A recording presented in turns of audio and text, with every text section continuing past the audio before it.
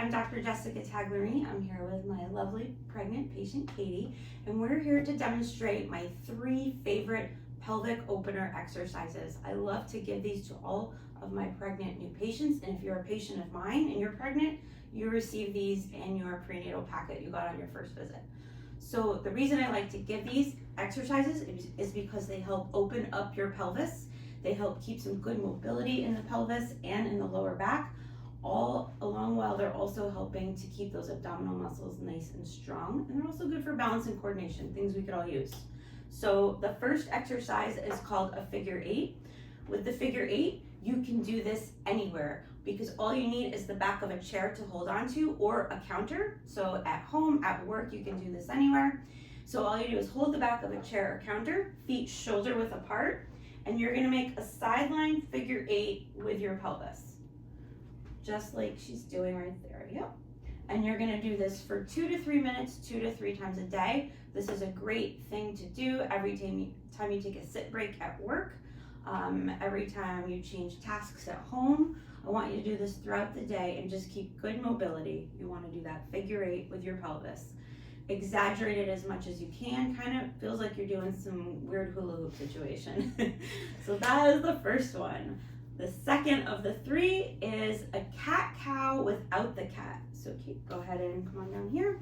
So the reason we do the cat-cow without the cat is because the cow movement opens up the pelvis and the cat movement restricts this whole area, and we want to make the most room for baby possible so the baby has enough room to grow and develop and to get and stay head down for delivery.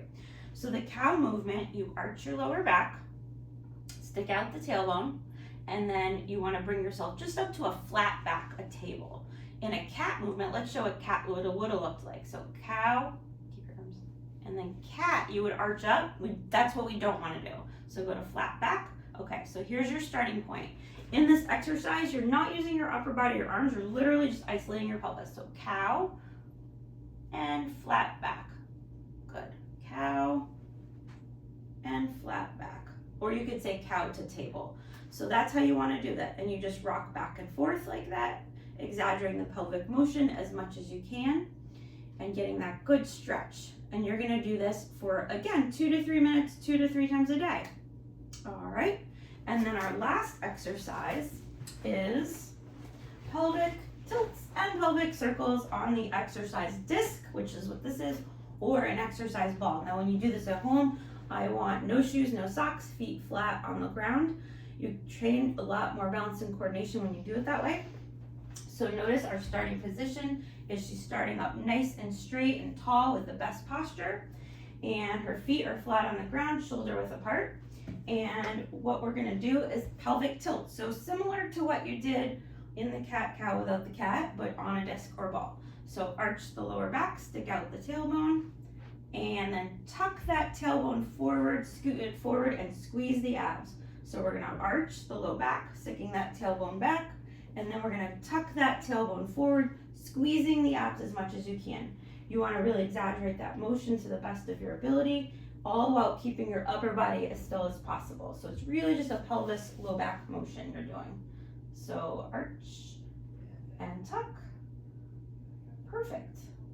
Now there's one more on this one we wanna do is circles.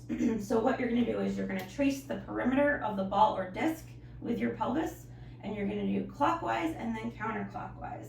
And again, this kind of feels like you're doing an awkward hula, but you wanna go exaggerate that motion as best you can with that pelvis going in circles clockwise, and then let's do counterclockwise. Wonderful. Tracing the perimeter of the ball or disc. So you're gonna do this for 2 to 3 minutes, 2 to 3 times a day as well. So I hope that is helpful. What I want you to do is make sure for any moms who are doing these spinning babies exercises that are concerned about baby positioning, always do these first. You wanna do the pelvic opening things before you do the gravity things. I hope that makes sense. Thank you.